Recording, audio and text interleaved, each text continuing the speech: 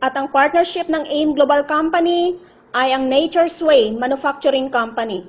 Almost 5 decades or 50 years na ang Nature's Way, debt-free, GMP certified or good manufacturing practices. More than 200 medical doctors, herbalists, and scientists ang gumagawa at nagsusuri ng mga produkto. Nag-uumpisa ang partnership ng AIM Global at Nature's Way, the #1 food supplement manufacturer sa USA, nang magpalathala ito sa pahayagan na naghahanap ito ng magiging exclusive distributor ng kanilang produkto. At leaders, napakaganda po ang produkto natin dahil aprobado ito ng BFAD, US FDA, halal, na ang ibig sabihin pwedeng i-market at tanggap ng mga kapatid nating Muslim. Aprobado din ito ng kosher na para naman po sa mga Hudyo. Kapag aprobado ng kosher ang produkto natin, ibig sabihin ang produkto natin ay 99% pure, organic, and natural at walang halong sintetikong chemical.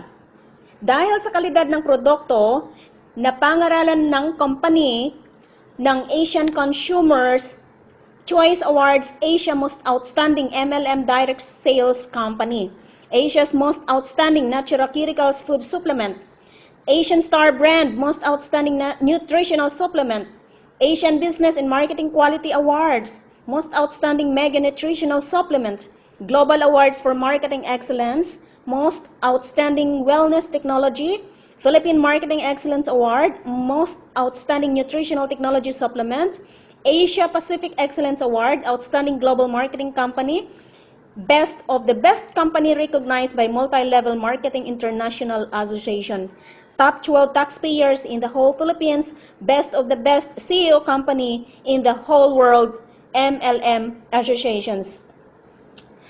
Food supplement ang napili ng AIM Global dahil 80% ng mga tao sa mundo ay gumagamit ng food supplement, tama? At 20% ang gusto ng synthetic medicine. Kulang ang nakukuha nating nutrition sa ating mga kinakain araw-araw at ang food supplement ang nagpupuno ng wastong nutrition sa ating katawan upang mapalakas ito ang ating resistensya.